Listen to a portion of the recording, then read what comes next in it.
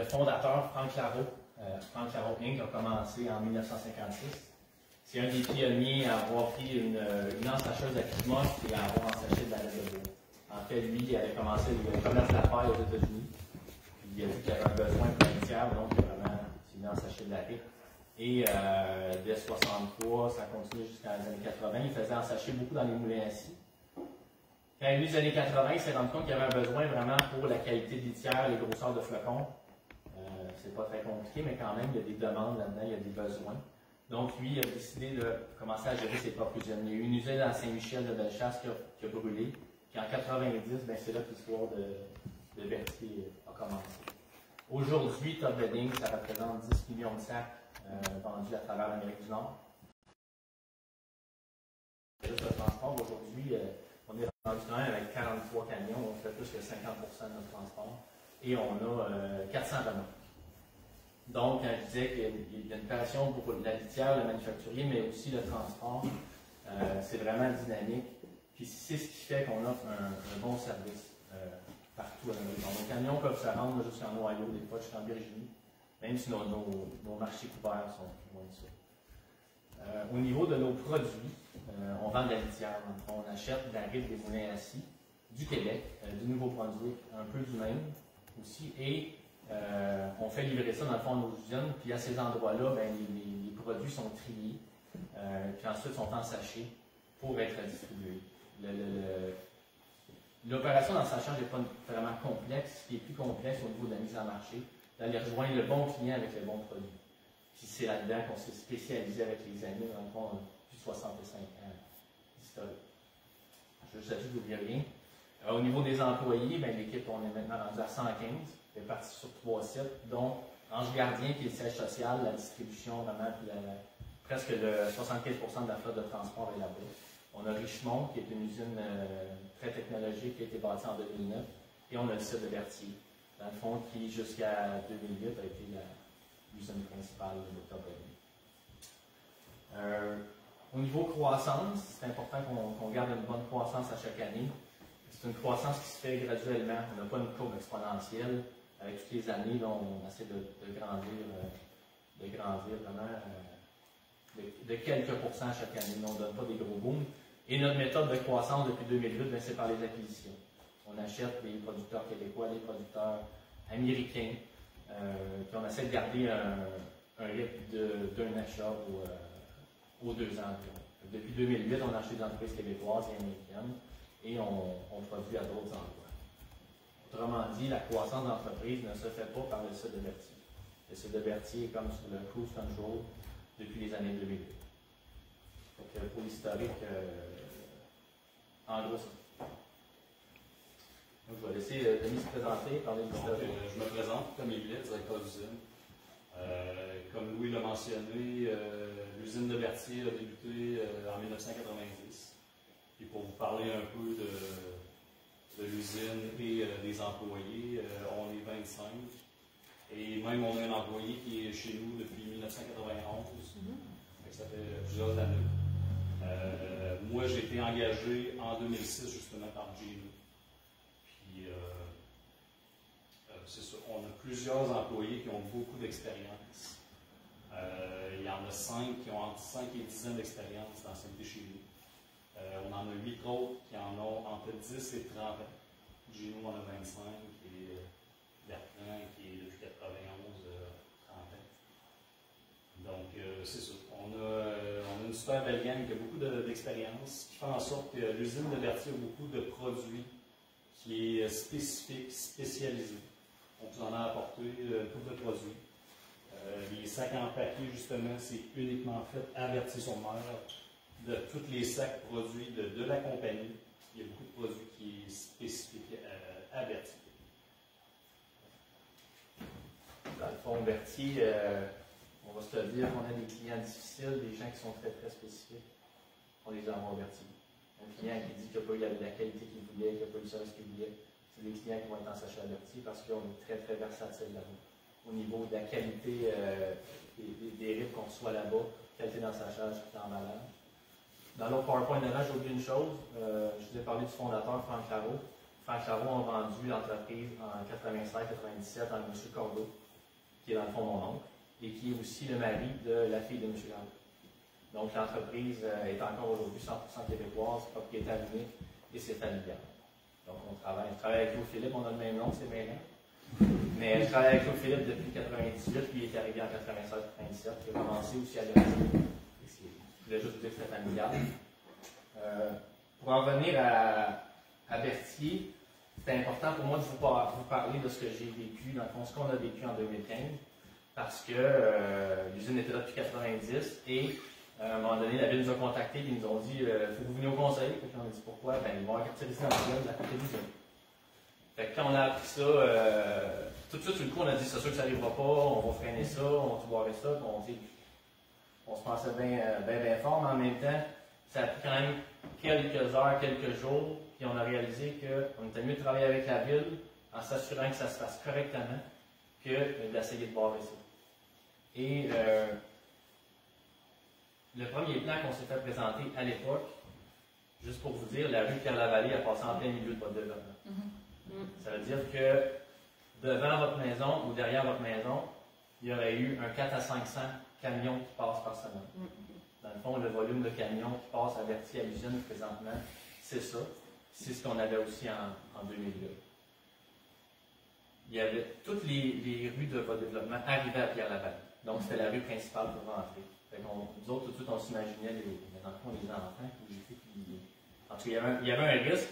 Donc, à ce moment-là, on a dit c'est sûr que ça ne fonctionne pas, on n'est pas d'accord avec ça. Puis là, la ville de Berthier nous avait dit écoutez, vous n'êtes pas d'accord, c'est correct, mais nous autres, on a assez mis d'urbanisme là-dedans. Occupez-vous du plan d'urbanisme. Fait qu'à l'époque, on a mandaté une firme, on a mandaté une firme d'urbanisme, une firme d'avocats, pour essayer d'en venir à un plan qui avait de l'allure. On comprenait quand même que c'était une grande tâche parce que, de un, il fallait déplacer Pierre-Lavallée, puis de deux, il fallait comme oublier une réalité que nous, on était là depuis 90. Alors, il a fallu qu'on chemine là-dedans, qu'on travaille là-dedans, mais quand même, les règles de bon voisinage sont là, puis on tient à les respecter. Donc, en tout cas, de fil en aiguille, on a réussi à faire déplacer la rue Pierre-Lavallée. La ville nous a aidés, on a payé une partie, M. Mailly aussi a payé une partie, ça s'est quand même bien fait. Et on était quand même relativement contents des gains qu'on avait fait là-dedans, puis en même temps, ça permettait à la ville de se développer. Puis on était pour ça dans le but. Donc c'est ce qui s'est passé en 2015. Puis on comprend un peu ce qui se passe aussi aujourd'hui, on est là pour le régler. Je vais laisser Tommy vous présenter dans le fond tous les changements qu'on a fait. J'ai écrit depuis la pétition, mais les changements ont commencé avant la pétition. Oui, parce que c'est sûr, il y a eu des correctifs qui ont été apportés parce qu'on savait nos lacunes, même sans avoir une pétition. On a corrigé plusieurs points par nous-mêmes. Pour les énumérer, on va commencer par le bruit, parce qu'on sait que le bruit et la poussière. Toutes nos alarmes de reculons sur nos machineries, ça a tout été changé pour des alarmes qui restent CNESST approuvées, mais que c'est un bruit qui se dissipe moins. On a tout changé ça sur tous nos loaders, lifts, tous nos équipements, on a changé ça. Ensuite, suite à l'étude de bruit, on a réaménagé le changement le trajet de nos camions de braque qui arrivent. Ça prouvait par l'étude de bruit que de cette façon-là, dissipait moins de bruit chez les développements résidentiels. Donc, ça, on a réaménagé notre cour, notre parking de trailer, de façon à faire arriver le trajet de vrac autrement. Ensuite, aussi le remplissage de notre bâtisse 350 pieds, dans le fond, en partie, majoritairement, est rempli maintenant par plancher mobile. C'est une façon que, quand le camion le permet, il va directement dans le bâtiment pour remplir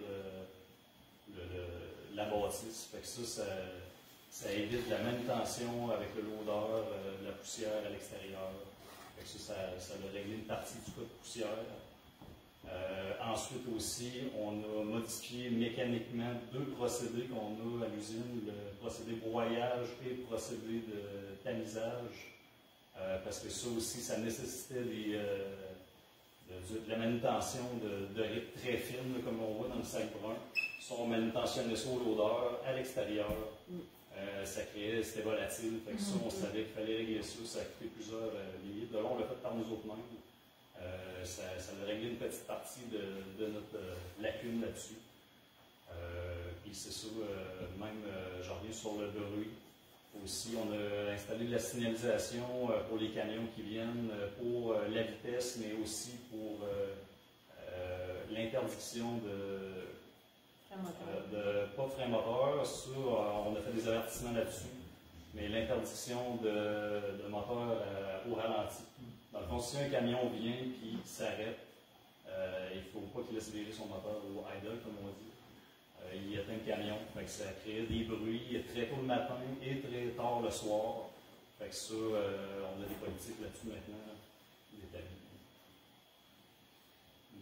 Fait que ça fait pas mal le tour de ce qu'on a fait par nous-mêmes depuis, on va dire, les 3-4 dernières années. Puis dans le fond, nos propres camions, tous les chauffeurs ont été avisés individuellement du problème de bruit averti, puis de faire très attention.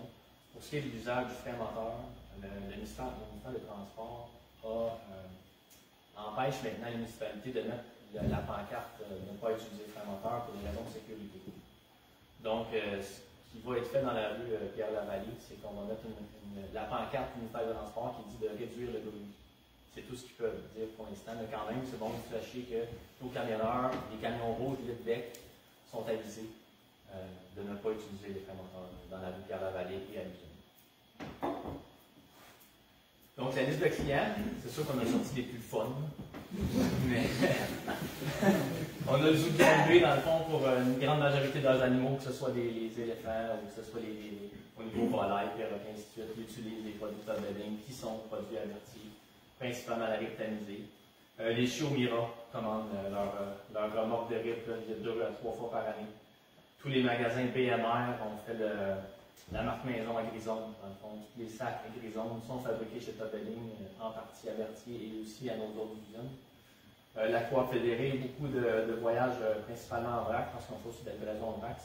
Mais quand même, on fait beaucoup de business là. La faculté de médecine de Montréal, qui ont besoin d'une RIP très très propre, très particulière. C'est tous des produits qui viennent de Berthier aussi. Les Pet Shop Mondou. Dans les animaleries Mondou, excusez-moi, dans le fond, ils achètent le sac rouge Top Bedding qu'ils revendent. Et puis les fermes de la région là, avec qui on fait affaire, que ce soit Ferme Rochland, Ferme Montmagny ou Ferme Belgirard, Nutrition Animale, ce sont des clients dont on est très fiers de servir.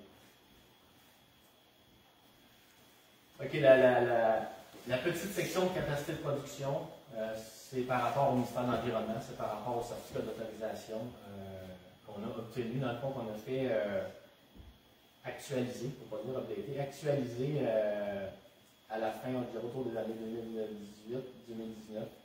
Comme je disais, l'usine de Top Bedding Berthier est sur le cruise control depuis 2008, dans le sens qu'on a une capacité maximale d'autoriser au ministère de l'Environnement qui est de 73 000 tonnes métriques annuellement. Pour nous, 73 000 tonnes métriques, ça peut sembler vague. C'est 90 000 sacs semaine en moyenne qu'on peut produire à l'usine. Est-ce que Top Bedding veut produire plus que ça? Non.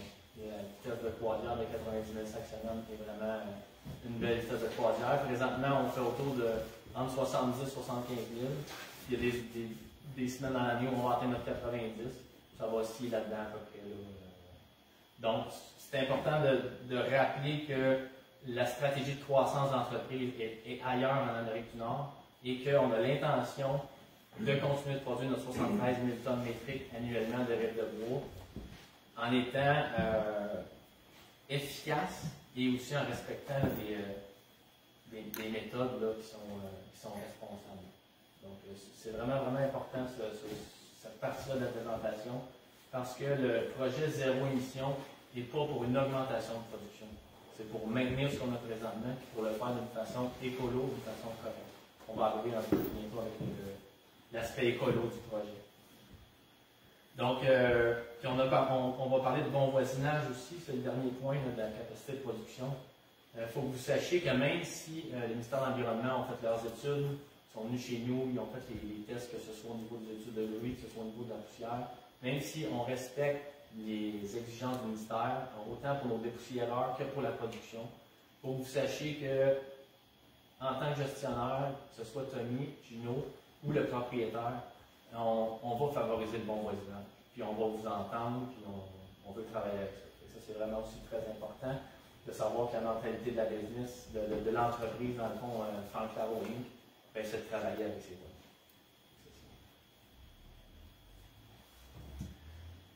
Présentation. Donc, présentation du projet, je vais juste revenir rapidement sur nos partenaires. J'ai mis Berthier-sur-Mer, ça représente aussi les citoyens comme la municipalité. Premier Tech, je ne sais pas si vous les connaissez, sont à Rivière-du-Loup. Premier Tech vont produire 100% de nos machines.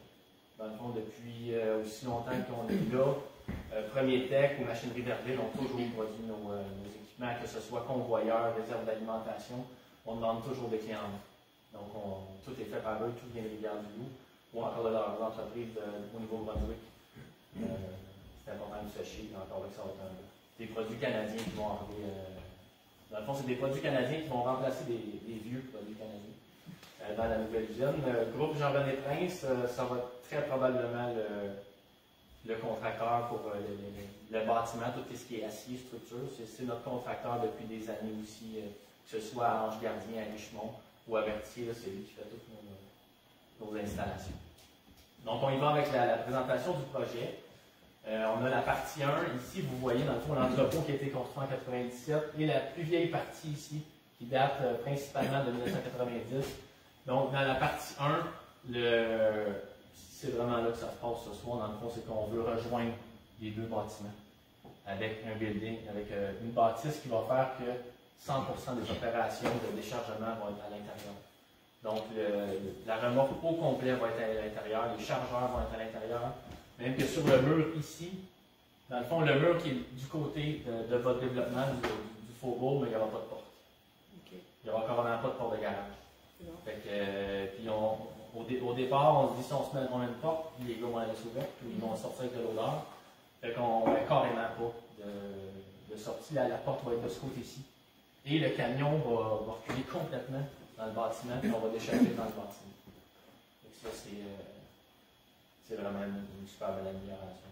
Puis on parle d'un délai de combien de temps pour ça?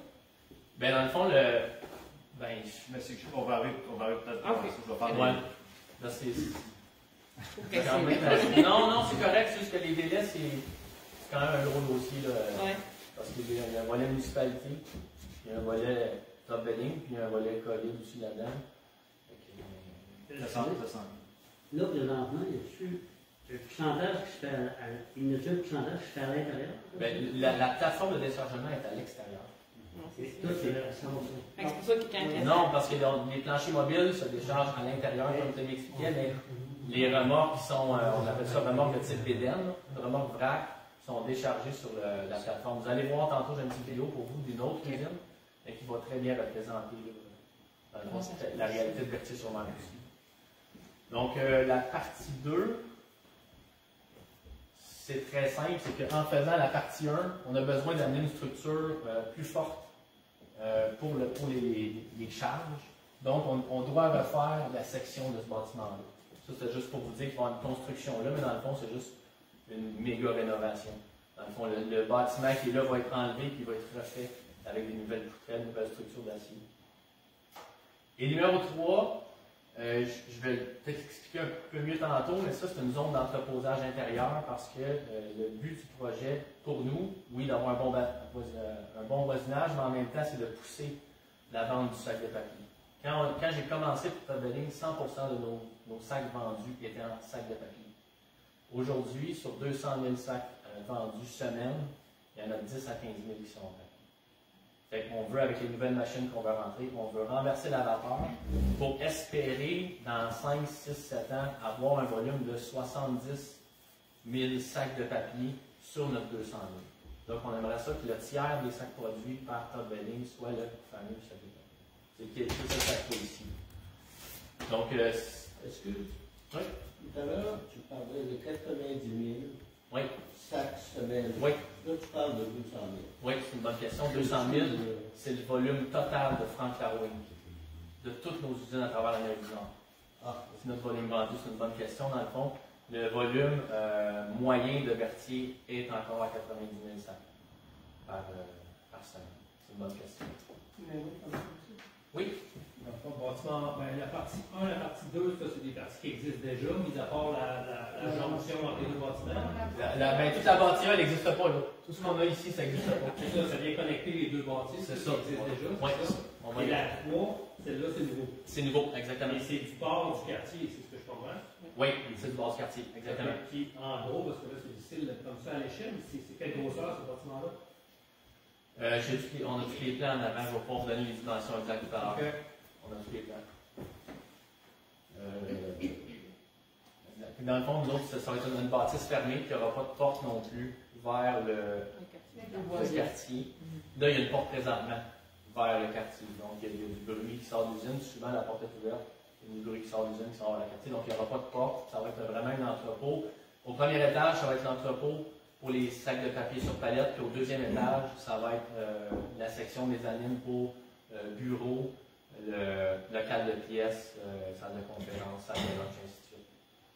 On veut refaire aussi cette portion-là parce que c'est vraiment désuet qu'est-ce qu'on a en termes de salle de lunch, ainsi de suite. L'importance du stationnement et de la zone d'entreposage. Avant de me rendre là, je veux juste expliquer que ici, vous voyez le petit X, là, on va installer une clôture avec des lanières de PVC pour couper le bruit et aussi pour couper la vue vers l'usine. La clôture, là, on discute avec la municipalité, probablement que c'est une clôture qui va aller jusqu'à 3 mètres. Donc ça aussi, ça va faire une barrière, là, que ce soit surtout pour le bruit. Puis ça va être installé. Et aussi, on n'a jamais eu de barrière de sécurité, mais là, notre site va être fermé avec une clôture complètement au bout de la rue Claire-Laval. Fait que ça fait partie du projet aussi. On arrive avec la zone d'entreposage.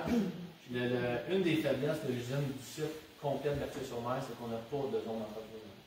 Fait qu'on est tout le temps en juste à temps, dans le sens qu'il faut toujours produire sur une commande.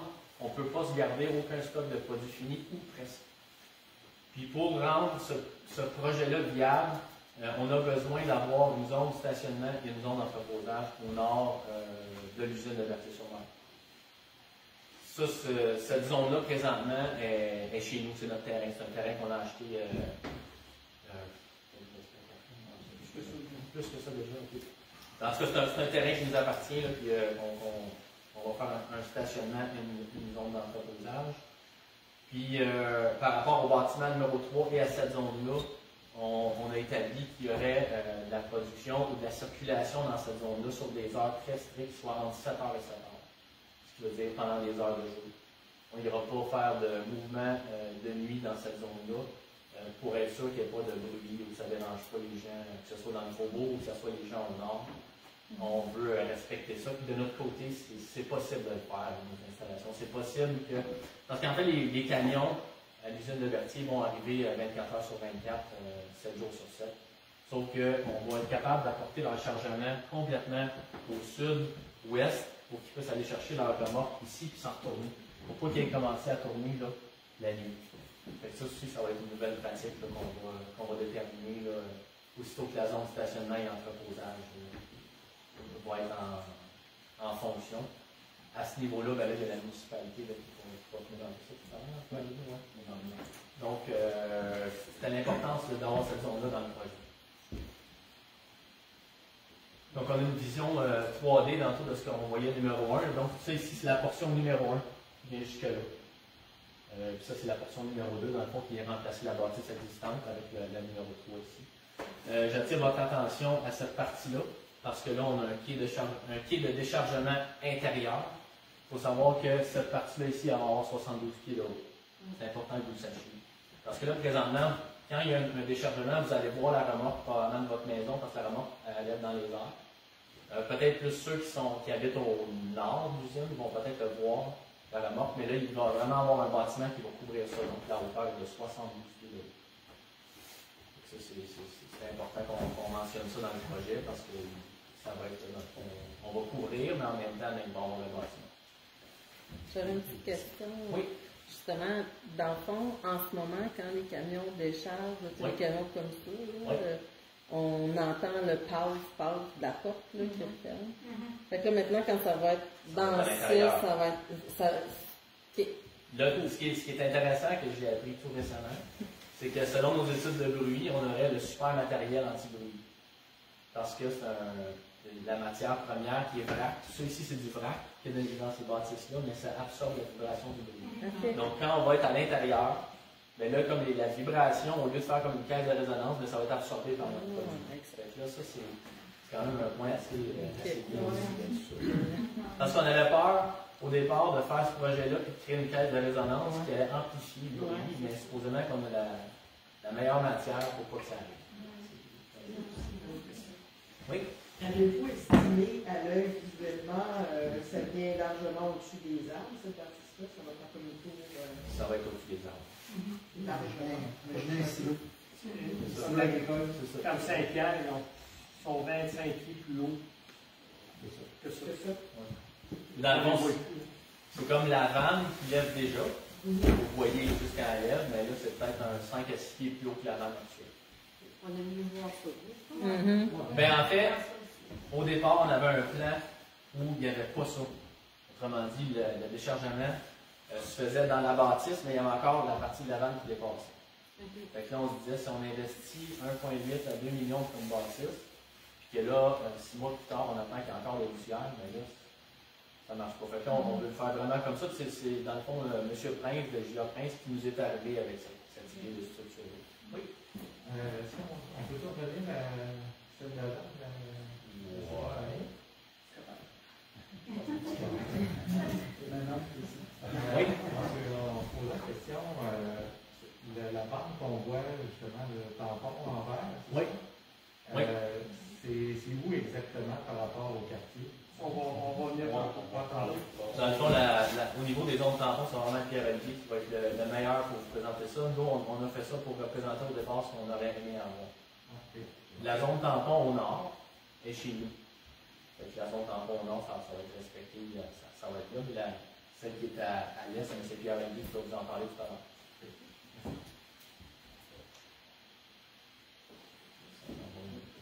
Ouais, c'est bon. Donc, aspect écolo, au niveau du sac de papier, mais pourquoi on pousse ce sac-là? Parce que c'est un sac qui est recyclable, compostable et biodégradable. Donc, moins nuisible pour l'environnement que le plastique. Juste à penser qu'on libère 190 000 sacs de plastique par semaine sur la planète, mais pour moi, c'est un petit peu décourageant. On essaie de pousser beaucoup le côté vert. Depuis les dernières années, on a attaqué beaucoup au niveau de la consommation de carburant de nos camions. Nos camions sont de plus en plus écolos, mais là, on veut attaquer aussi les sacs. De un, pour l'aspect écolo, et de deux, pour avoir une pratique responsable et durable. Il n'y a pas personne qui fait ça présentement au Québec, le sac de papier. Dans le fond, on est les seuls qui avons gardé le concept du sac de papier avec les années. On est les seuls qui ont encore des machines d'ensachage à sac de papier à grande production. Et notre but, c'est de changer ces vieilles machines-là sur lesquelles moi j'ai commencé à ensacher pour des machines d'ensachage sac de papier automatiques qui sont beaucoup plus efficaces et qui vont nous permettre de revenir dans le marché du sac de papier comme on était dans les débuts des années 2000. Puis c'est ça, pour le plastique, j'en fais quasiment une maladie, même si mon entreprise, peut-être je travaille en hiver beaucoup. Il y a des municipalités de plus en plus qui commencent à bannir le plastique. Je pense à Bromont. Dans les épiceries, il n'y a plus de sacs de plastique. Dans les boulangeries, il n'y a plus de sacs de plastique. Et les gens veulent aller vers du compostable et on veut leur offrir cette option-là. Comme le sac à grisonne qu'on fait BMR, ben, la seconde où l'usine de Berthier va être en fonction avec un sac de papier qui va être efficace, productif, ben, on va offrir un sac à grisonne, un sac de papier à BMR. On va en offrir un aussi à JM. C'est comme ça qu'on veut aller.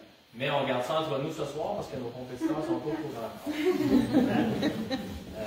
Les gens sont pas au courant de notre virage. En fait, c'est la première fois que j'en parle, que le projet de Berthier est pour pousser le sac de papier. On est en direct. Ouais, je sais. J'ai vraiment marqué mon affaire, mais il faudrait que ça se sache.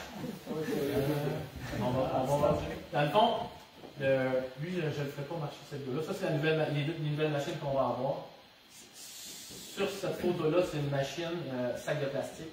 On va avoir la première machine, premier tech, hybride, sac de papier, sac de plastique. On va pouvoir interchanger là, en 30 minutes, on va pouvoir faire le changement de passer d'une usine production plastique à production papier, comme on veut. Le vidéo de droite, c'est juste pour vous montrer ce qu'on fait. C'est l'usine de Richemont qu'on a construite en 2009. L'usine de Gino, à Berthier, n'a rien à envier à cette usine-là, même que l'usine de Gino est plus technologique que cette usine de 2009-là, mais quand même, vous allez voir comment c'est fait, comment on produit toute partie. Je vais vous ajouter ça.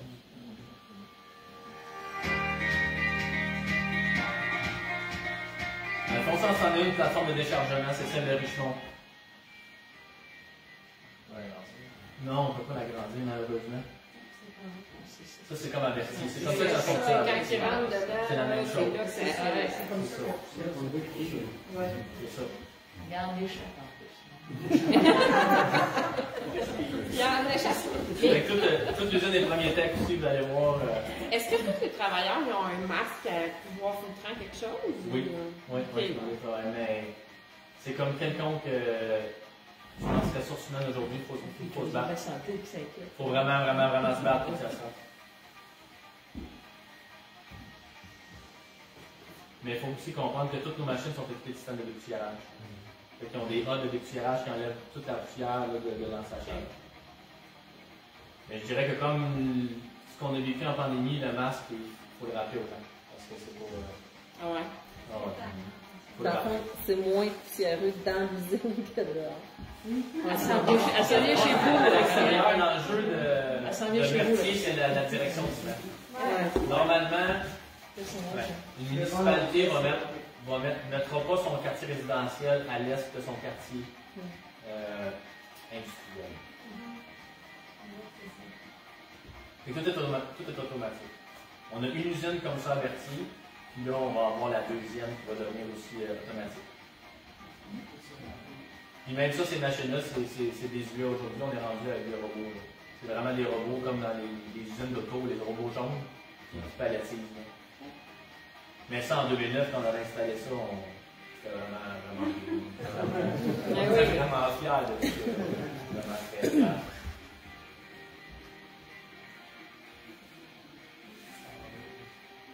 Oui, ça, c'est dans le fond, c'est pour remplacer les emballeuses avec de la pellicule étirable. Donc, il va vraiment avec une pousse complète, qui fait qu'il n'y a pas d'eau qui rentre dans nos produits. C'est en plastique, c'est recyclable, mais ça reste du plastique.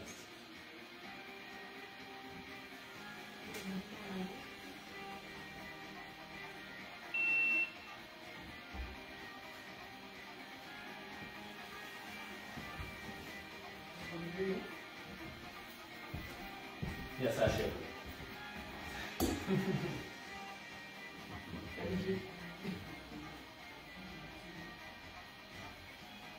C'est important de mentionner aussi qu'aujourd'hui, nos cours sont en asphalte.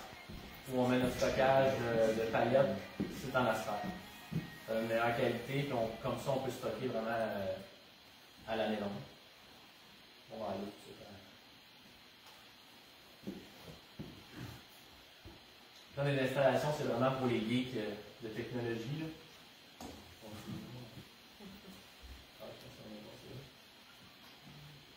Non, c'est pas vrai.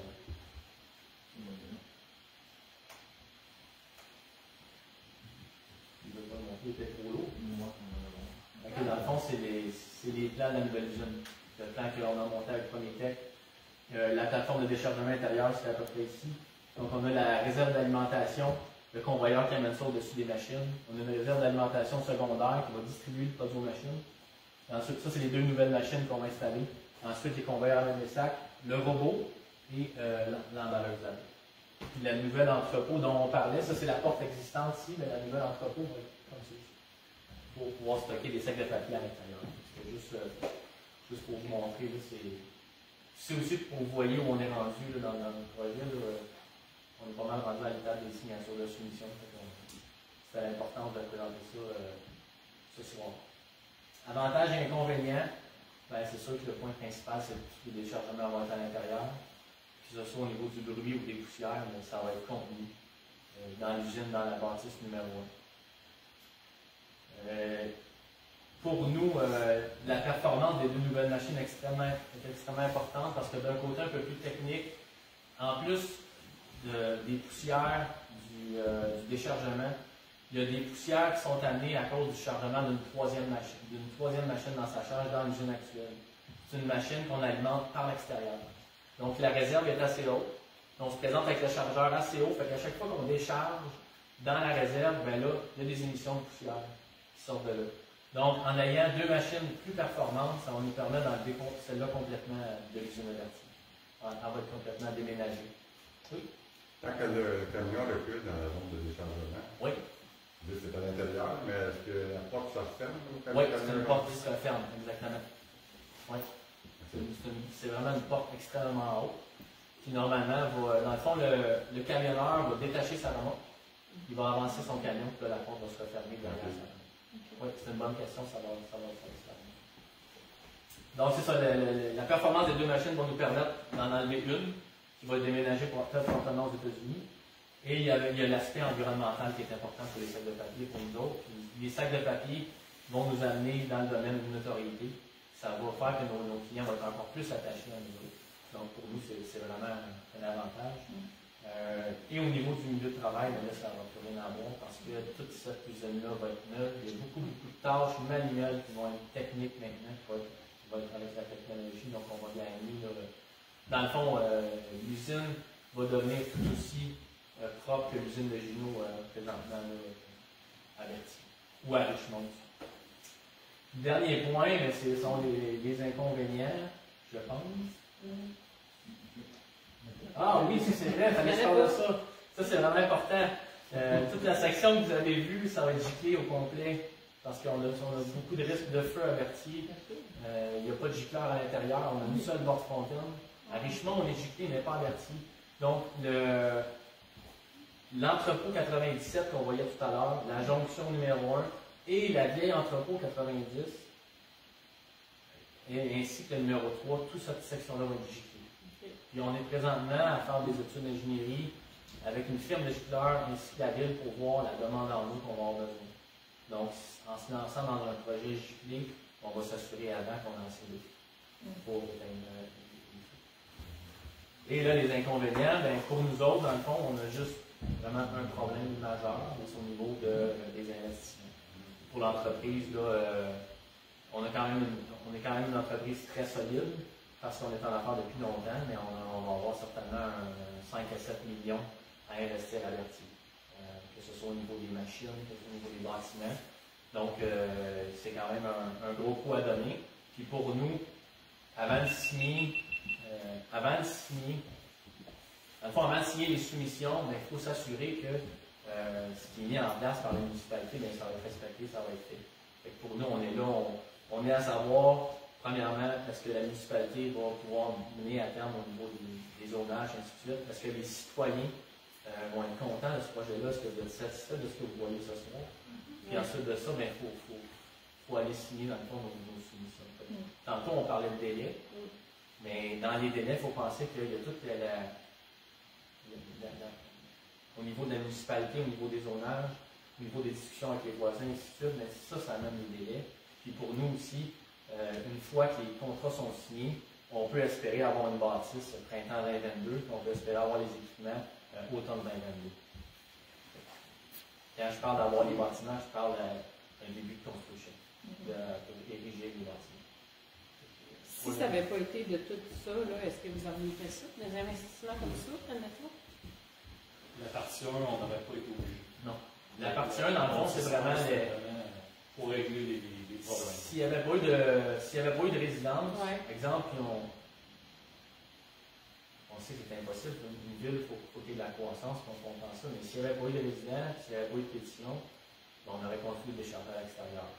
Mais le projet d'avoir des tresses automatiques pour assécher le papier, ça fait 10 ans qu'on en parle, ça fait 3 ans qu'on évalue vraiment, vraiment beaucoup dans le terme qu'on a vraiment des soumissions, des idées de projet, puis qu'on travaille sur. Sauf que pour nous, à la bâtisse, je n'irai pas vous dire qu'on fait ça seulement pour les citoyens, parce que pour nos opérations, ça va être bénéfique. Ça va vraiment être bénéfique. Le fait qu'on enlève une machine sur trois aussi, c'est bénéfique. J'irai jamais vous dire que le 5 à 7 millions, c'est pour les citoyens, parce que c'est pas ça. Sur le 5 à 7 millions, il y en a certainement un tiers qui est pour les citoyens, pour le bon voisinage, le 2 tiers qui est pour que l'entreprise soit plus efficace et qu'on soit plus éco-responsable.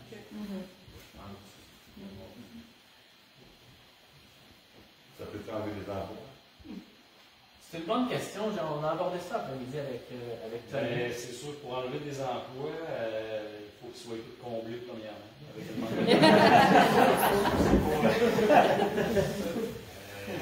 c'est pas évident. Moi, je pense que ça va juste régaliser le manque qu'il y a présentement, parce qu'on n'est même pas dans le pic. C'est le pic, ça va être 2023 sur le manque de main-d'œuvre. Fait que je pense que dès que le projet soit à terme, on va juste arriver correct. Puis on peut pas tellement le mettre dans les inconvénients parce qu'il y a une section du projet qu'on travaille, qu'on n'a pas parlé ici parce que c'est technique, mais présentement, il y a encore du chargement manuel qui se fait. Ça veut dire qu'il y a 2 employés dans la remorque qui pilent les sacs un par un. C'est vraiment un ouvrage, un travail qui est difficile, qui est exigeant. J'ai commencé avec Gino avec ça. Gino, je me rappelle encore ma première journée, je pense. On n'a pas dormi. En fait, j'ai dormi peut-être pendant 12 heures, tellement que j'avais mal partout. C'est vraiment, vraiment exigeant. Et avec le nouveau projet, en tout cas, c'est un peu complexe, mais on va être capable de charger des remorques avec un chariot élévateur. Donc, ça va être sans palette, sans emballage, mais on va être capable de le charger sur le plancher de la vanne, comme un voyage de foin, par exemple. Mais il n'y aura plus personne qui va faire ça. Donc, à ce niveau-là, les 2 personnes qui pilaient dans la remorque, il va donner une personne sur le chariot élévateur. Oui, on enlève une personne, mais en même temps, ils ont tellement gagné de qualité de milieu de travail. À un moment donné, on se doit d'évoluer quand même un petit peu. L'usine qui date de.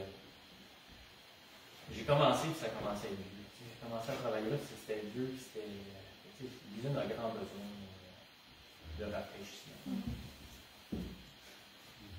Donc, c'est ça. Oui, question. Il y a combien de machines à l'extérieur actuellement? Quand vous dites machine, vous parlez de machines d'ensachage ou de chargeur? Des machines que vous parlez, que vous allez en enlever une, parce que vous allez en mettre 2 nouvelles. Là. Ça, c'est des machines d'ensachage. Donc, c'est des ensacheuses premier trait. L'entreprise, on en détient 8. Aberti, il y en a présentement 5. À l'extérieur? Non. Il y en a, dans le fond, toutes les machines sont à l'intérieur. OK. Mais il y a une des 5 machines qui est alimentée par l'extérieur. Oui. C'est celle-là qu'on va enlever. En fait, c'est une très bonne machine, mais il faudrait que l'alimentation soit à l'intérieur. Il y avait juste en arrière. Ce qu'on voit, c'est un seul pied de déchargement, ça j'ai compris. Ouais. C'est logique avec votre développement aussi, vous n'allez pas avoir un besoin de déchargeur extérieur éventuellement, parce que si vous avez manqué de capacité ou. En fait, la capacité, elle va rester la même à 73 000 tonnes métriques. Il faut comprendre aussi qu'il y a une bonne portion des camions qui arrivent à Berthier qui sont en plancher mobile. Le plancher mobile, ça veut dire que c'est un plancher hydraulique avec latte, que la façon que les lattes se déplacent, la rip tombe derrière la remorque. Fait que tout ça est déchargé à l'intérieur. Et aussi, le kit de déchargement, dans le fond, sert pour la balance. C'est sûr que des fois, dans les grosses journées d'été, des fois, on a quand même une bonne ligne d'attente. Mais si jamais ça se produit, on peut faire des échanges avec Richemont.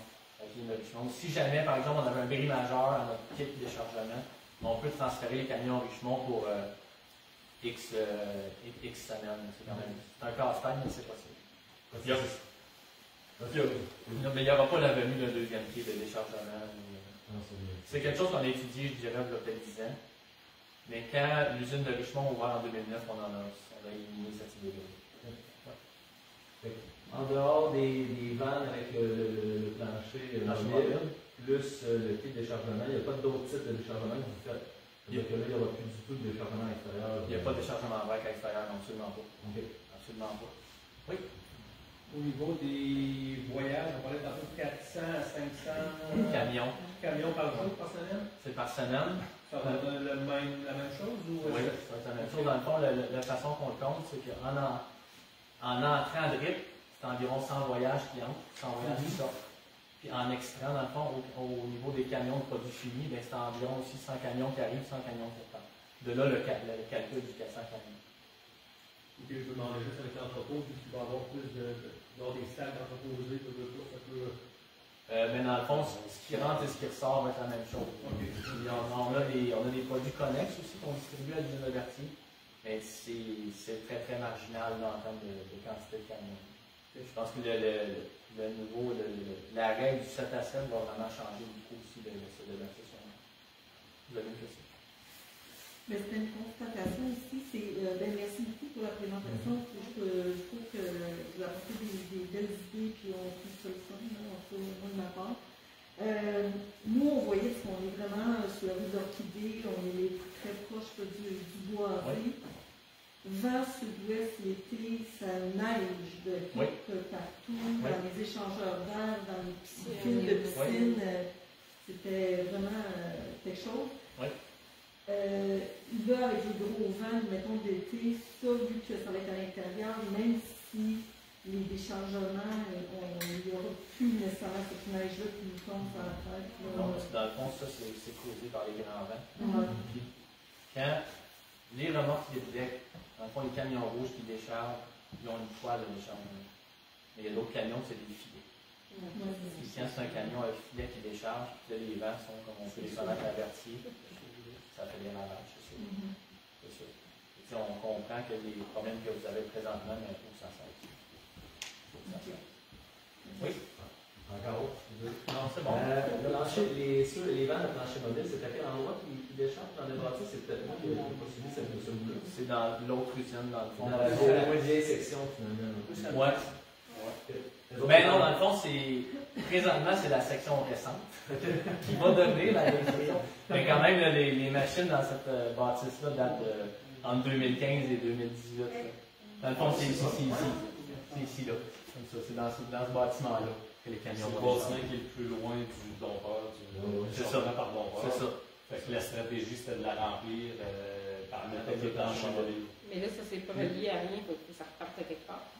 Ici, dans le fond, il y a des machines dans cette usine-là, ici. Là. Okay. Il y a une usine qui est déjà là. Dans le fond, ce qui décharge là, c'est pour la production dans cette bâtisse-là, essentiellement. C'est ça. Si jamais, exemple, il va manquer de produits là, il y a des transferts qui vont se faire ici, il y a une porte de ce côté-là. Mais ça va être vraiment côté ouest. Donc, les vents vont être arrêtés par le bâtiment quand on va faire les transferts. C'est pas. À ce niveau-là, c'est vraiment pas une quantité de poussière, là, même. Je pense pas que ça passe par-dessus le bâtiment. Mais quand même, notre but pour nous, parce que c'est coûteux de transférer. Là.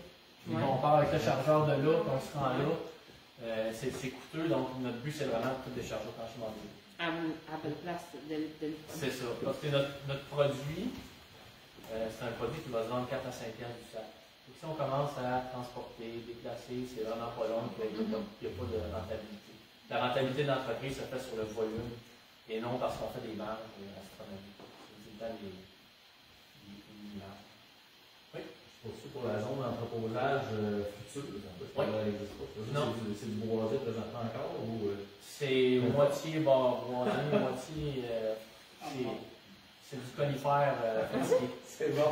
Ben, un peu comme la zone, dans le fond, entre le quartier résidentiel et l'usine. Ben, quand j'ai commencé, moi, c'était vraiment des gros arbres matures. Sauf que ces arbres-là, avec le temps, mais ils n'ont pas réussi à trouver vraiment. Fait que la zone tampon, c'est vraiment clairsemé avec le temps.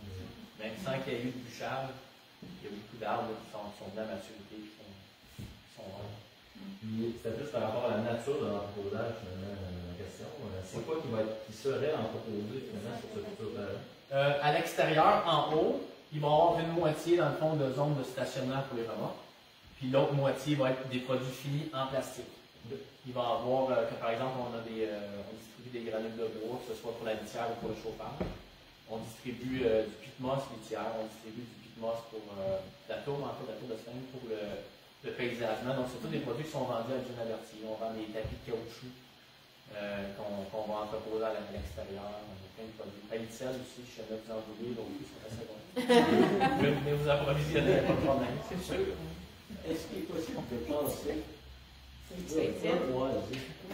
la zone où il y a eu des.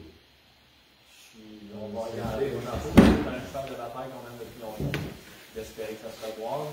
Et la fameuse zone de 7,5 mètres, quand elle a été décidée à l'époque avec le plan d'urbanisme, c'était le maximum qu'on aurait pu avoir. Et à l'époque, cette zone de 7,5 mètres-là était déjà bouchée par les entrepreneurs.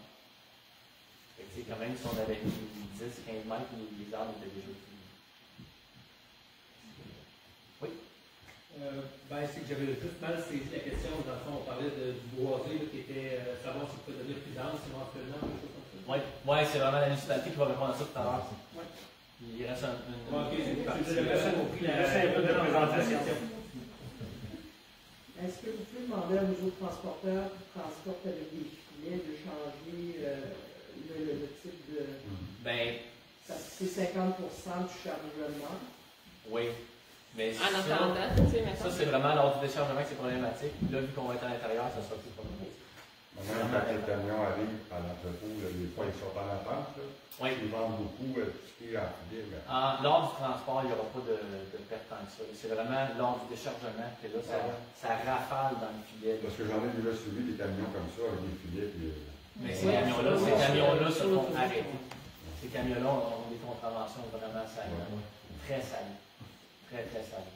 Peut-être que tu peux leur montrer ce que j'expliquais du trajet des Oui, aussi qu'on reste tout le temps. Dans le fond, le trajet des camions qu'on a changé. Avant, les camions passaient toujours ici. Tout le temps, puis ils revenaient par là. Là, maintenant, les camions pleins arrivent par ici. Passent entre les deux bâtiments, donc on s'éloigne du quartier résidentiel. Ça a été fait il n'y a pas une année déjà. Oui. C'est juste une technicalité, mais là, présentement, dans le fond, il y a des employés de nuit qui chargent des camions la nuit. Oui, là, on est 24 heures. 24 sur 24, c'est ça? Jusqu'à 1h30, 2 heures. En mort de 1h30 le matin, aller jusqu'à 5 heures. OK. Parce que des fois, l'été, les camions vont se concentrer sur 24 heures, tandis que là, ils vont se concentrer sur 7 à 7. Oui, c'est ça. Dans le fond, les camions de livraison de vrac vont être concentrés de 7 à 7. Les camions de chargement pour les produits finis, donc les camions qui repartent avec un camion de produits finis plein, eux vont regarder la norme qu'ils ont présentement du 24 7 sur 7. Dans l'industrie du transport, les camions arrivent à toute heure. Mais eux, ils n'occasionnent pas de bruit, puis ils n'occasionnent pas de c'est pas eux qui font des choses. Pour le quartier résidentiel, là, il y avait beaucoup de... Oui, le moteur au ralenti. Bon, moteur au ralenti, là. À l'époque, avant qu'on fasse les changements, dans le fond, il y avait une file de camions vrac ici, genre, ça pouvait aller jusqu'à 5-6 camions qui étaient tous au ralenti. Il n'y en a pas un qui arrêtait son camion. Fait que là, on a premièrement on a enlevé le moteur au ralenti et on les a fait passer par ici. Et là, quand tu parlais des camions 24 heures sur 24, c'est des camions qui viennent chercher des voyages pleins de produits. C'est ça. C'est des dry box, des trailers fermés.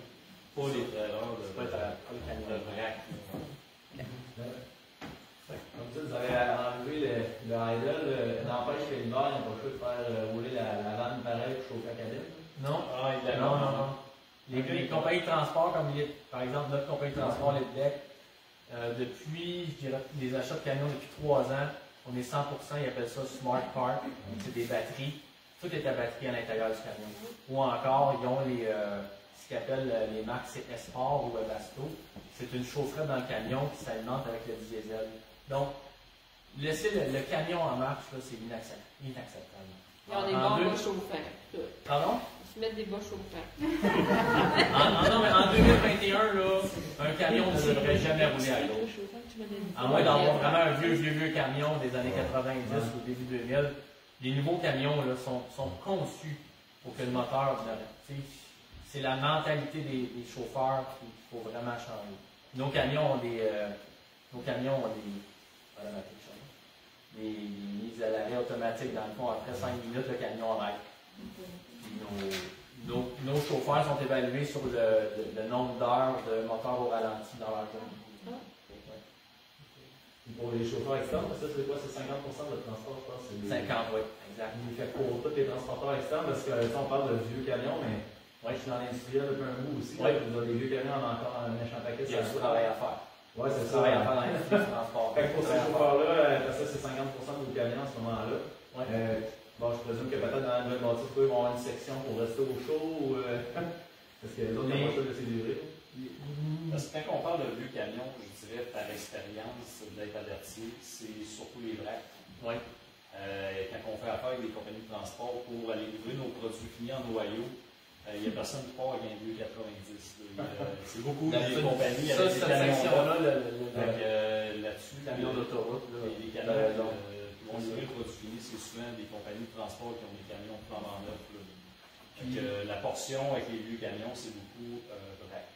Oui, puis l'autre portion de rugby qu'on n'a pas parlé, mais qui est vraiment importante, c'est qu'à l'époque, on avait le camion qui tournait le coin ici, puis que lui, à l'autre coin, il fallait qu'il roule 35 km/h. Fait que lui, là, il part de là, puis il shit, là. Jusqu'à temps de se rendre sur le coin, parce que lui, il veut que ça roule. Mais là, on a établi la règle du 10 km/h, puis en plus, on a André, puis on s'entend qu'il check ça comme ça. Je mets au défi d'essayer de passer en haut de 10 km/h dans le bureau. On s'en reparlera. Mais oui, il y a ça aussi, les accélérations dans la cour qui sont importantes à vérifier et à contrôler. Mais ça, c'est une lutte incessante qui est de tous les jours. Mais oui, on avertit quasiment une fois par semaine un transporteur qui roule trop vite.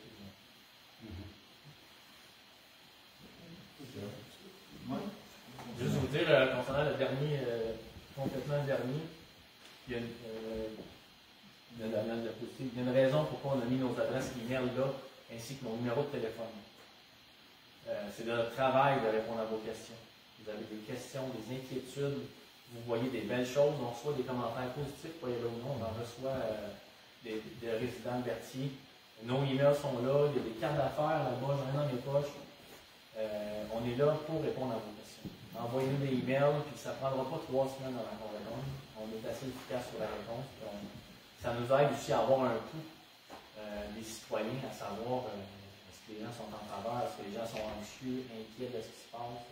Puis même des fois, les résidents nous permettent d'apprendre des choses. De voir un camion, hey, tel camion, il passe à tous les jours, frère Jacob, il roule trop vite.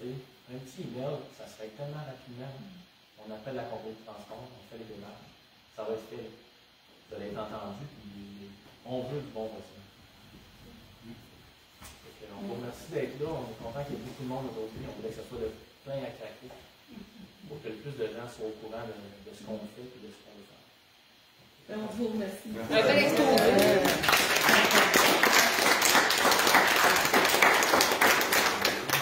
Notre but aussi, c'est aussi d'avoir, on comprend que le building, vous étiez là, que vous êtes une belle entreprise, puis on veut aussi, nous aussi, de notre côté, d'être un bon voisinage avec vous. Fait que oui. C'est ça, c'est juste savoir les tolérances de chacun et tout ça. Fait que, merci encore pour votre présentation. Pour que vous sachiez que quand on fait nos rencontres en gestion, puis on parle dans le business, puis tout le monde, la phrase « on était là », elle n'est pas acceptée. Oui, mais on était là. Ça marche pas ça. On est là, puis on va être encore là. C'est en travaillant ensemble. Exact. Puis je pense que comme industrie, il pourrait y avoir pire. Que ce soit les pneus, le plastique, le styrofoam, la peinture, on pourrait avoir pire dans l'action. Il y a moyen. Il y a moyen. Ah oui, mais il y a moyen.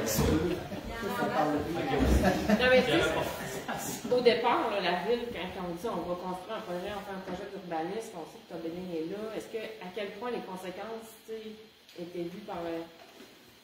Pourquoi ça a été. Comme on le disait tantôt, je n'étais pas conseiller à cette époque-là, mais c'était plus boisé que ça l'est aujourd'hui. Oui. Ça s'est fait au fil des ans, c'est un fait. C'est 2015. À cette époque-là aussi, en 2015. 2008, ça a été nos plus grosses années. C'est notre solution. Je pense aussi qu'en 2015, de ce que je ressens à la municipalité, c'était pas la même équipe qui était là. Exactement. C'était pas pareil de ce que j'ai vu 2012, 13, 14, 15.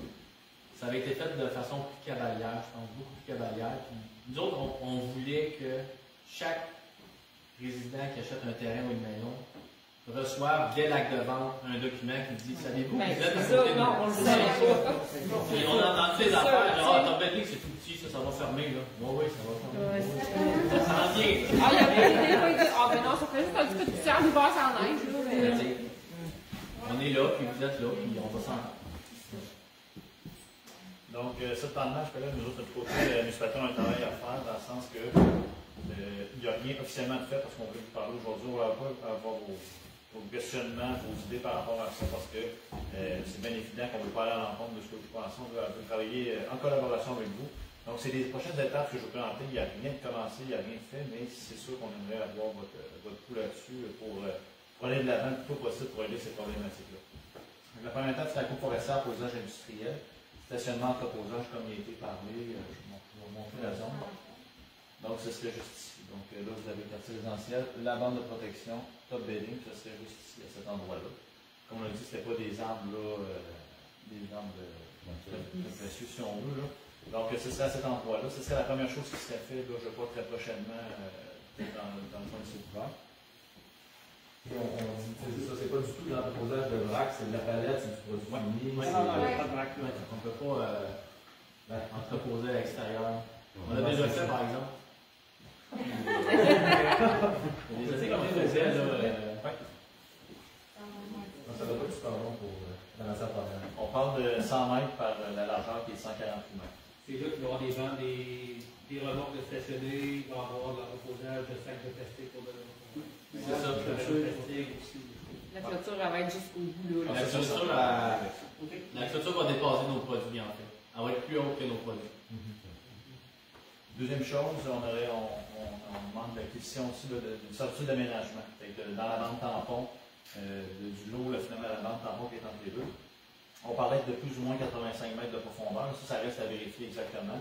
Mais c'est une servitude, je vous explique, mais positive, non apparente et continue. Donc, on demanderait, j'ai mis la définition aussi pour ceux qui sont moins familiers avec une servitude, mais ce qu'on ferait finalement, c'est que, je vais vous expliquer ça bien simplement, c'est que le terrain, le propriétaire sur terrain va quand même bénéficier de tous ces usages pour vivre la même chose qu'aujourd'hui. Simplement que nous, on va y imposer, on va y demander d'exercer certains droits de propriété. C'est-à-dire que la personne ne pourra plus couper d'arbres, ne pourra plus déboiser son terrain par rapport à ça. Et nous, à l'opposé, on va pouvoir planter et mettre un talus au besoin. Fait que ça, il n'y a pas de plan de match encore par rapport à ça, mais c'est l'ouverture qu'on peut donner par rapport à ça. Donc, ce serait au niveau de la. Ouais. Moi, je remarque qu'à partir de chez moi, qu'à travers le boisé, il y a une piste pour des cacous ou des skidoo. Et évidemment, ça ouvre une tranchée pour le vent qui amène de la poussière. Okay. Alors, moi, j'apprécierais si ça disparaissait. Sauf qu'ils sont chez eux ici. Non, non, ils ne sont pas chez eux. Si on parle du terrain voisin à côté, c'est les voisins qui sont. C'est ça, il y avait la clôture. Il y a des pancartes. Ça va venir boucher ça. C'est privé, puis on n'est pas supposé d'y aller. Oui, il y a des pancartes, mais tout le monde passe par là. Moi, j'ai. Par exemple, tout le monde n'aura pas le droit de passer là, ça c'est d'accord avec vous. Oui, mais le propriétaire consent, c'est en fait. Là, tout ça, je ne suis pas sûr. Il y a aucun consent. Avez-vous un skidoo, Mme Paris? On a un skidoo, on a un cacou. J'arrête. Excusez, là, c'est moi la propriétaire du terrain. On fait tous les efforts pour que personne ne passe là parce que les arbres âgés, c'est dangereux qu'il y ait un arbre qui tombe. Fait que j'ai des pancartes. Même que c'était prévu. Mais oui, puis je le dis aux gens, c'est un terrain périlleux. Mais c'est donc difficile. Le chemin qui parle, monsieur, là, il date de son père à elle. Il y a à peu près 100 ans, ce chemin-là. Ça fait que il a toujours existé. C'est pas nous autres qui avons bouché pour faire une vraie skidoo. Ah non, je n'ai pas dit.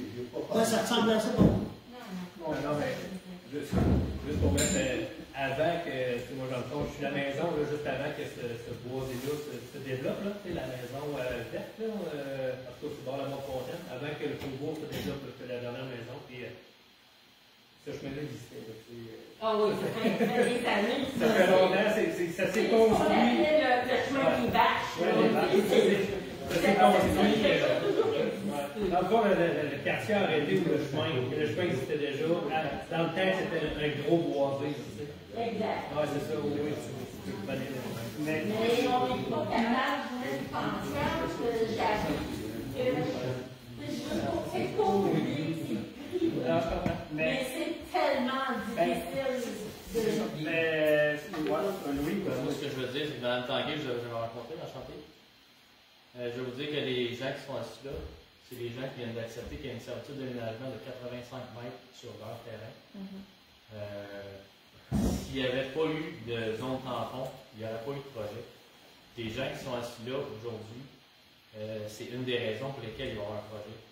Fait que je pense qu'il faut travailler avec eux, il faut les encourager à aller de l'avant avec ce qu'ils font, parce que, à mon avis, c'est exceptionnel. Ils ont accepté. Je pense qu'on va dire un gros merci. Puis la servitude aussi, c'est. On ne les empêche pas de couper des arbres. C'est tout simplement qu'on ne veut pas de coupe à blanc. On veut même les aider peut-être à en planter. Ils en plantent déjà, donc c'est réellement préserver, faire réellement un aménagement de zone tampon qui est respectueuse autant pour les propriétaires que pour les résidents qui sont dans le quartier résidentiel et l'industrie. Ça sert à ça, là, la servitude. C'est pas un couteau sur la gorge, c'est réellement le partenariat qu'on fait avec les propriétaires.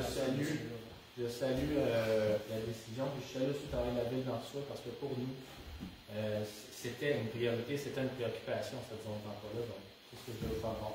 Un gros merci. Donc, la troisième étape de notre côté, c'est de modifier le règlement de zonage et le plan d'urbanisme, c'est-à-dire de revoir les zones avec les usages industriels, revoir les bandes de protection et les distances minimales des résidences. On voudrait, en d'autres termes, on voudrait geler le projet de cette façon-là.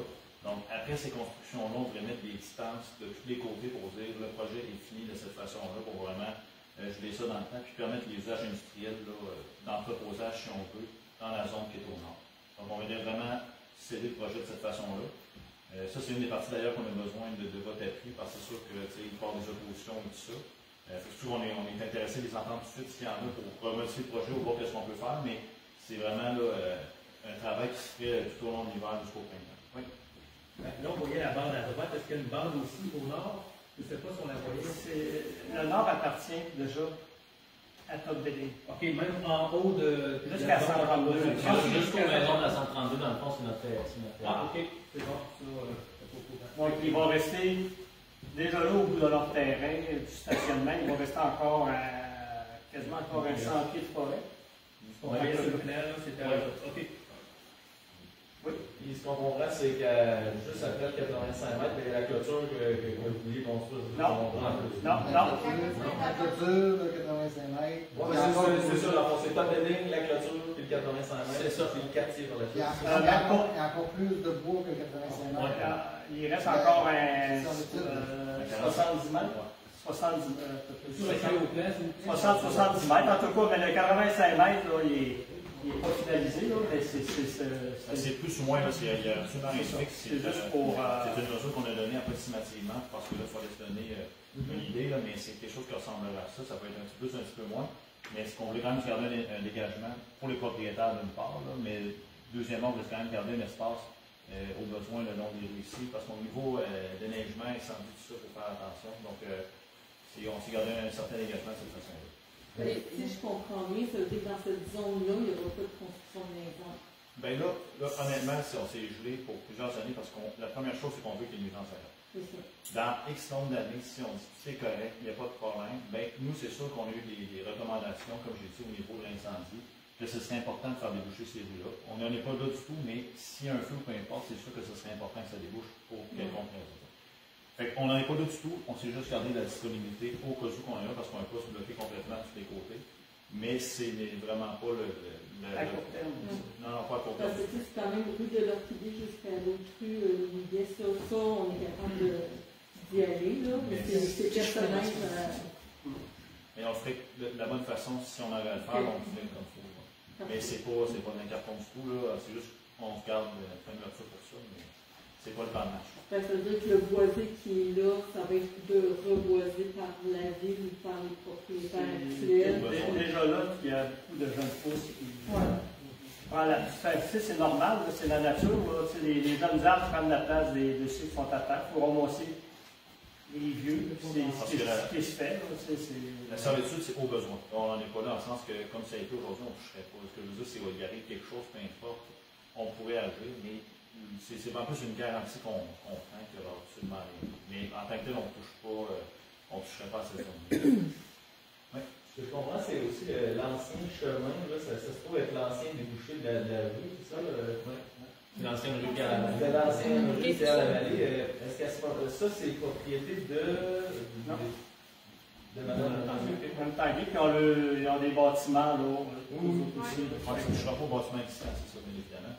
Puis c'est simplement de conserver le chemin à cet endroit-là, mais on conserve la situation actuelle sur ce terrain-là. Ça change pas. Au final, là, sur le terrain, ça change absolument rien. C'est vraiment juste une ordre de garantie qu'on prend. Mais au final, ça ne change rien au jour là. C'est la même photo qu'on a présentement quand on regarde en regardant vers Top Building. C'est ça qu'on voit actuellement. C'est ça qui va rester. C'est ça qui va rester.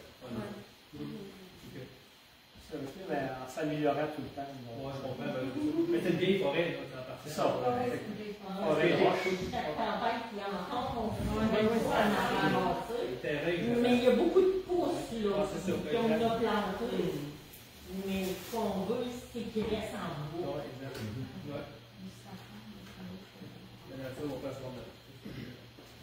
Donc, ça pour finir avec ça, c'est des modifications qu'on aurait à réaliser pour s'assurer que notre côté aussi on est correct, qu'il n'y ait pas de problème, qu'on finalise le projet de cette façon-là, comme il a été présenté aujourd'hui. Installation de la clôture, 3 mètres de hauteur qui encadrerait la zone industrielle vers le nord et l'ouest, comme il avait été montré. Donc, ce serait tout le long ici qu'on resterait vraiment sur le terrain Top Building. La ligne, elle dépasse un peu, mais ce serait sur le terrain Top Building en tout temps, 3 mètres de hauteur. Ouais. La banque des Brels. Ben ici, c'est ça. Ici, il n'y a pas de. On n'a pas touché à cette zone-là parce qu'il y a un petit cours d'eau qui passe là. Donc, on a une bande de protection des graines. Je n'ai pas le dessin, mais il est quand même assez large ici parce qu'il y a des milieux humides. Donc, ici, on n'a pas mis de protection parce que naturellement, il y en a une simplement. Il n'y aura jamais de maison. C'est ça, exact. Il n'y aura pas de maison ni rien parce qu'on a fait affaire avec une entreprise là, vraiment environnementale qui nous a vraiment confirmé avec des dessins, tout ça, qu'en analyse, qu'on ne peut pas s'aventurer plus dans ce point-là. Fait que ça, on n'a pas une bande de protection. Ça veut dire qu'il n'y aura pas de construction de ce côté-là, ça veut dire du côté-ci. En arrière de la construction. C'est pas complètement possible qu'il y en ait dans le coin, pas de la route Saint-François, parce que là, le milieu humide, c'est ce que mais ici, là, c'est. En tout cas. On est très sceptique qu'il y ait quelque chose là parce que. La présentation de qu'est-ce qu'ils disent à l'entrée de ce logo, Même tantôt, on avait le plan de zonage, qu'on a toutes les couleurs, puis il y avait trop de terrain, ce qu'on peut faire. Ça évolue aussi dans le temps. Ça a pris quoi, un an avant de savoir qu'il y avait un cours d'eau là qui est encore cours d'eau. Puis après ça, l'année mercière, ça s'est empié, puis on a fait une analyse, puis. C'est ça, quand on peut pas, on peut pas. Mais c'était des projections en temps. C'est ça, c'est des projections. Juste pour que ce soit clair, c'est une certaine partie, dans le fond, qu'il ne faut pas avoir de maison. Il ne faut pas qu'on parte dans l'idée qu'il n'y en aura pas du tout en arrière de la rue. Parce qu'il faut penser qu'on ne mettra pas qu'on mettra pas une rue derrière une rangée de maisons. Donc, il faudrait mettre des terrains puis une autre rue, fait que ça commence à être. C'est trop serré. On ne mettra pas un terrain avec deux rues de chaque côté. Une façade sur l'intérieur du terrain, c'est plus bizarre. Ouais, c'est ça. Ça vient qu'être assez profond en ce moment-là, donc on n'en est pas là. C'est intéressant des taxes, là, tu sais, deux rues. C'est pas une industrielle, on n'a pas parlé dans nos rencontres, mais peut-être éventuellement envisager asphalter une partie de Pierre-la-Vallée. Ça serait sûr que ça aiderait beaucoup. La poussière des camions. La poussière des camions, puis aussi l'entretien de la rue Pierre-la-Vallée actuelle, avec les trous, tout ça, nous autres, il faut faire régulièrement. Peut-être pas le faire demain matin, mais je pense qu'il faudrait l'envisager dans les projets d'asphalter la rue Pierre-la-Vallée. Ça pourrait vraiment aussi. Finalement, on aurait aussi, dans la cinquième point, création des comités citoyens des implications. C'est vous qui avez proposé ça, peut-être une rencontre annuelle avec Top Building, si jamais il y a Il y a 2 ou 3 personnes qui voudraient peut-être se proposer pour faire une rencontre au besoin, s'il y a des problématiques qui se déclarent, ou peu importe, pour garder toujours une bonne communication entre tout le monde. C'est quelque chose qui est envisageable aussi, là, vraiment, qu'on peut garder contact entre tout le monde, ça favorise une meilleure communication. C'est quelque chose qui est intéressant aussi. Finalement, ben, là, les travaux d'agrandissement se passent en principal avec Oli au début 2022. Fait qu'on parle de l'échéancier de plus ou moins 1 an. Je dis ça parce que c'est sûr qu'il peut y avoir des problématiques. C'est ça s'il y a un référendum, peu importe. On ne peut pas prévoir, mais dans le meilleur des cas, ce serait printemps 2022. Tout dépend, comme je dis. Nous, on vous en parle aujourd'hui. C'est sûr que vous allez devoir vous opposer rendu à la modification de zonage, mais on est même venu vous en parler tout de suite et voir ce que vous en pensiez. Pour que quand on va étudier le processus, que tout le monde ait une en même temps, qu'on ne se pose pas de questions, tout le monde est éclairé sur le sujet. Printemps 2022, ça serait dans le meilleur des cas. Ça ressemblerait à quelque chose comme ça. Moi, je suis très contente de la création du comité parce que quand Julie et moi, on a fait la pétition de ça, on nommait ça. On voulait faire ça. Fait que moi, je partage n'importe quel. Qui puis comment, mais il y a une ouverture pour ça. Il ne faut pas hésiter aussi au courant de l'année.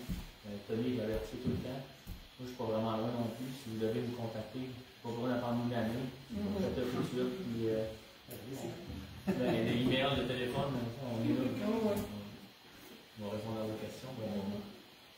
Donc, ça sera ça, c'est les questions. Oui, bien, c'est sûr que le point futur, le futur du quartier du Faubourg de Berthier, ça m'intéressait aussi. Je vais en profiter pendant que vous êtes là. C'est que dans le fond, là, le quartier, on peut s'attendre, oui, il y a top building, je comprends, mais on peut s'attendre à quoi finalement sur le futur du quartier? Là, ça va rester statu quo. Là, je parle en 4, 5, 6, 7, 8 ans. Ça reste que ça nous ça va prendre des marches avec des arpenteurs pour être certain, parce que nous, on ne peut pas dire ça sur le fly, que c'est pas correct, on ne peut pas construire plus d'espace, mais c'est la prochaine étape que nous, on a un arpenteur qui va vraiment arpenter le terrain ici pour vraiment déterminer qu'il n'y a pas d'espace à ce moment-là. Nous, notre but, au niveau du conseil, c'est de développer la municipalité de Berthier, mais ailleurs, on veut quitter cette zone-là, on ne veut pas développer plus. Dans le cas de l'école, ce qui peut arriver, comme je dis, ce serait peut-être une rue qui serait ici. Dans quelques années, là, on verra, on n'est pas là du tout, mais ce serait ici. Surtout avec une rangée de maison. Mais ça, c'est dans le. Parce que là, Berthier, il n'y a plus grand-chose. On s'en vient avec quelque chose. Oui, mais.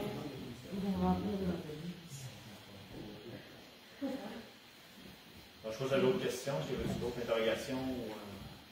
Puis la rue qui passe à 132, qui a l'air à monter, là, tout ouais. Non, je trouvais long, là. À côté du bassin de rétention d'eau, je sais pas trop. À côté des étangs, ouais, c'est ça. Ça va déboucher où? Ça s'enligne sur quoi? Est-ce que ça arrête dans le rond-point et c'est fini? Ou non, ok, non. En arrière de chez moi. Ouais, c'est ça. Le moment reste. C'est ça, pour l'instant, la structure, j'ai dit, si tout va bien, potentiellement, on parlera rien pour ici, mais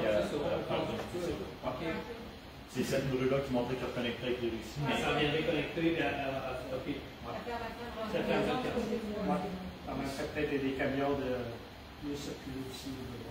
Exact. Mais ça, c'est vraiment pas le plan de match. À court terme. Non. Les camions de top building, le problème serait raccourci par là, c'est ça? Mais il y en a un méchant paquet. Le chemin, là, voilà. Oui? Il rentre là? Les anciens GPS, je pense qu'ils vont passer par là. Elle avec la clôture. Il faut comprendre qu'on a des camionneurs qui viennent de partout. Oui, c'est ça.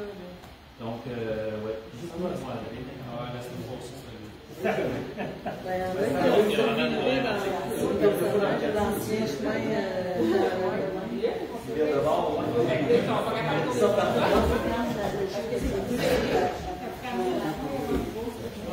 Ben, j'ai une petite question.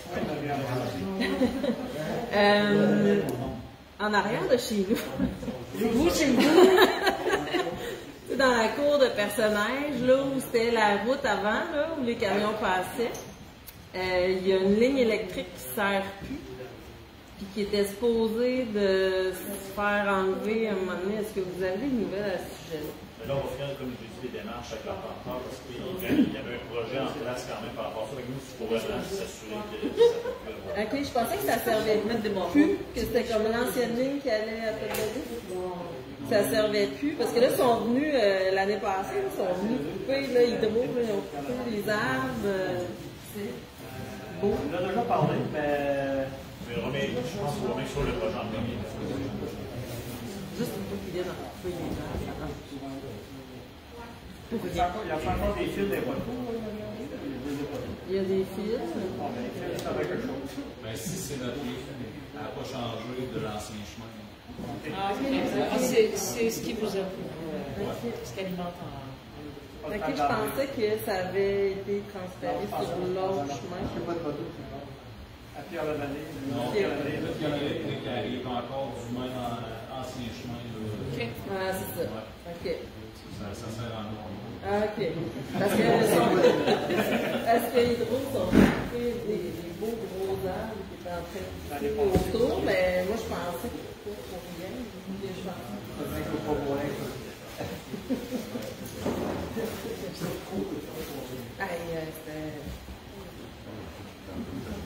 Donc, si tout le monde a eu réponse à leurs questions. Encore merci.